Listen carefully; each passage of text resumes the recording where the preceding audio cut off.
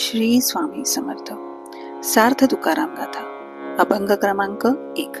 समचरण दृष्टी विटेवरी साजिरी, तेथे माझी हरी वृत्ती राहो. आणिक न लगे माईक पदार्थ, तेथे माझे आर्त नको देवा. ब्रह्मादिक पदे दुःखाची शिराणी, तेथे दुश्चित झणी जळो देसी. तुका म्हणे त्याचे कळले आम्हावर्म, जे जे कर्मधर्म नाशवंत. म्हणजेच, हे हरी, तुमचे चरण विटेवर सम आहेत, तुमची दृष्टीही सम आहे, आणि अशा तुमच्या साजऱ्या रूपावर माझी वृत्ती स्थिर राहो. आणि देवाच्या व्यतिरिक्त मला कोणतेही माईक पदार्थ म्हणजेच मायेने व्यापलेले पदार्थ नको, व त्या ठिकाणी माझी तृष्णा देखील राहू देऊ नका.